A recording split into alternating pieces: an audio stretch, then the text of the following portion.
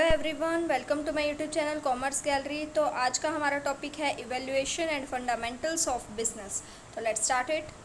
Firstly हम बात करेंगे ह्यूमन एक्टिविटीज़ की। ह्यूमन एक्टिविटीज़ क्या होती हैं?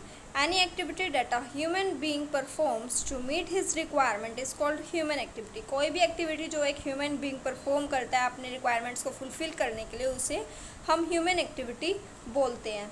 ये जो है मनी से रिलेटेड भी हो सकती है और मेंटल सेटिस्फेक्शन से रिलेटेड भी हो सकती है। जैसे कि आप साइड में पिक्चर्स को देख सकते हैं। एक जो है वेजिटेबल सेलर है जो कि वेजिटेबल को सेल कर रहे हैं। ये जो है मनी से रिलेटेड है, वो मनी को अर्न करने के लिए ये एक्टिविटी परफॉर्म कर रहे हैं। जबकि सेकंड पिक्चर में देखें तो वो जो दो लोग हैं वो प्लांट्स ग्रो कर रहे हैं, वो जो है मेंटल सेटिस्फेक्शन के लिए है।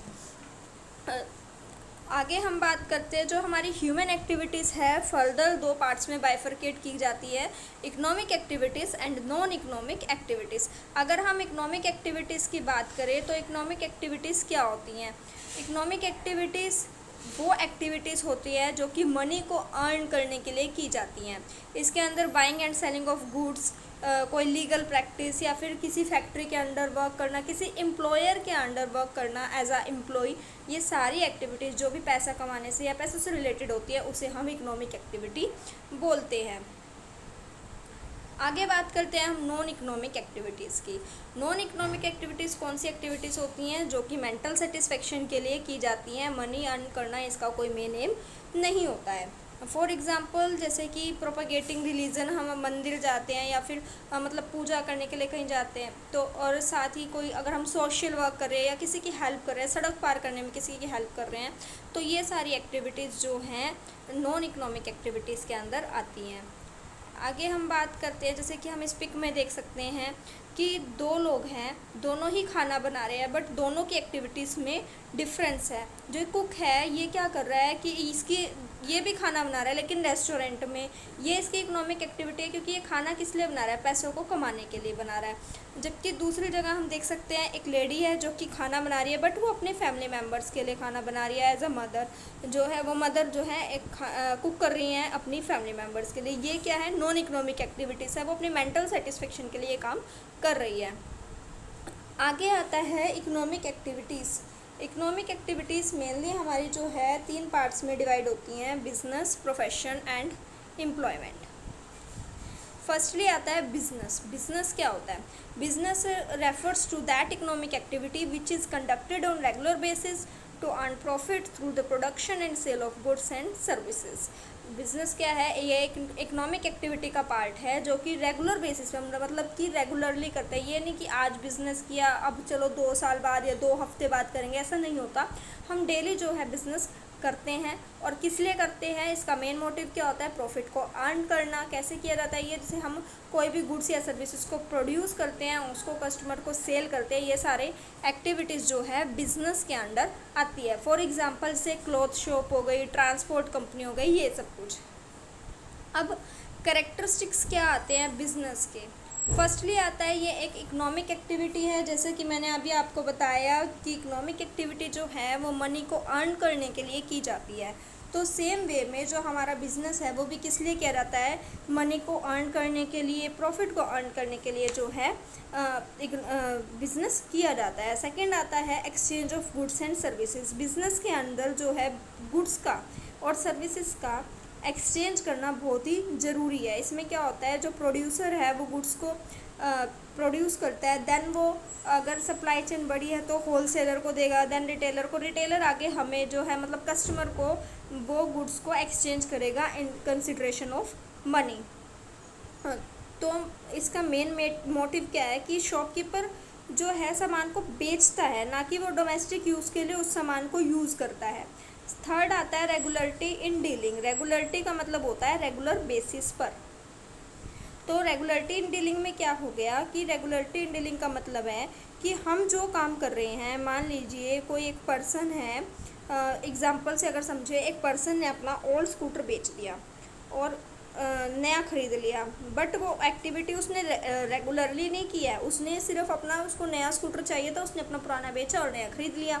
तो ये एक बिज़नेस नहीं है। बट अगर हम किसी स्कूटर शोरूम की बात करें, चाहे वो नए स्कूटर बेच रहे हो या फिर कोई मतलब दुकान है जिसपे पुराने बेचे जाते हैं, तो वो रोज़ ऐसा करते हैं, और वो किस लिए करते हैं? प्रॉफिट को अर्न करने के लिए। तो ये होता है रेगुलरिटी इन डीलिंग, मतलब कि वो रोज़ एक काम को करना। फोर्थ आता है प्रॉफिट मोटिव। किसी भी मतलब बिजनेस का मेन मोटिव क्या होता है? कि प्रॉफिट को अर्न करना। हम ठीक है, बिजनेस में लॉस भी होते हैं, प्रॉफिट भी होते हैं, बट हम ये मान के नहीं चलते कि भी लॉस होगा तो इसलिए हम बिज़नेस करेंगे, नहीं। हम पॉजिटिव वे में चलते हैं और किस लिए बिजनेस करते हैं? प्रॉफिट मोटिव से। नेक्स्ट आता है एलिमेंट ऑफ रिस्क। बिजनेस को हम ये मतलब बोला जाता है कि हम business should not be considered a bed of roses, मतलब कि बिजनेस को हम एक बेड ऑफ रोजेस नहीं मान सकते। क्यों? क्योंकि यहाँ पे हर स्टेप पे पत्थर ही पत्थर है। कभी बहुत ज़्यादा रिस्क रहता है लॉस होने का भी, और वैसे बहुत ज़्यादा प्रॉब्लम्स आती हैं जब भी हम एक बिज़नेस करते हैं। तो उन सब हिंड्रेंस के कारण जैसे finance related, transport related, time related, ये सब चीज़ें जो है एक रिस्क का फैक्टर बनती हैं। नेक्स्ट आता है creation of utility. Creation of utility का क्या मतलब है? कि थिंग्स को, जो भी हमारा सामान है, उसे सोसाइटी के लिए यूज़फुल बनाने के लिए जो हम यूटिलिटी को इन्हांस करते हैं, एफर्ट्स एक बिजनेसमैन जो करता है कि अपने सामान की यूटिलिटी को इन्हांस किया जा सके, उसे बोलते हैं क्रिएशन ऑफ यूटिलिटी। यहाँ पे जो है 4 तरह की यूटिलिटी की बात होती है mainly. First is place, second one is form, third one is time and fourth one is ownership. पहला आता है प्लेस, कि भाई जो हमारे गुड्स या सर्विसेज हैं वो हम प्रोडक्शन के प्लेस से कंजम्पशन के प्लेस तक पहुंचा सकें। दूसरा आता है फॉर्म, कि जिस साइज़ या जिस फॉर्म में हमारे कस्टमर को चाहिए उसमें हम उनको अवेल करा सके, अवेलेबल करा सके। थर्ड आता है यूटिलिटी ऑफ टाइम, मतलब कि जैसे अब कुछ गुड्स ऐसे हैं हमारे जो कि मान लीजिए हमारे को विंटर में चाहिए, बट वो हमें प्रोडक्शन कब होती है? उनकी समर में होती है। तो हम उनको गोडाउन्स में स्टोर करके, वेयर हाउसेस में स्टोर करके रखें, एंड देन उसकी सप्लाई हम विंटर में जाके करें। मतलब जिस टाइम हमें जिस सामान की नीड हो उस टाइम हम वो उसे प्रोवाइड कस्टमर को करा सके।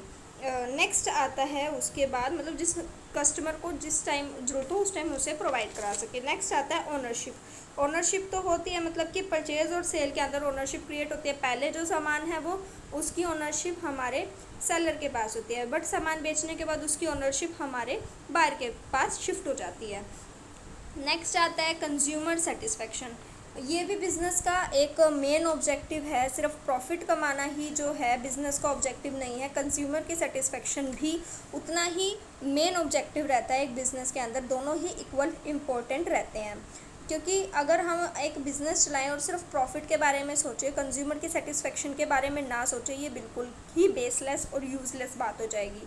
तो अगर हमें अपने बिज़नेस को एक्सपेंड करना है, लंबे समय तक चलाना है, लॉन्ग रन बिज़नेस रखना है, तो इसलिए हमें कस्टमर की सेटिस्फेक्शन का ध्यान रखना जो है बहुत ही ज़रूरी हो जाएगा।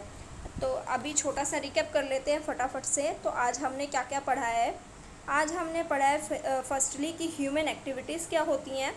नेक्स्ट हमने पढ़ा है कि ह्यूमन एक्टिविटीज़ कितने पार्ट्स में डिवाइडेड की गई हैं, economic activities and non economic activities. Economic activities further क्या होती हैं और कितने टाइप की होती है? Business, profession and employment. Profession और एम्प्लॉयमेंट हम अगली स्लाइड में अगले सेशन में पढ़ेंगे।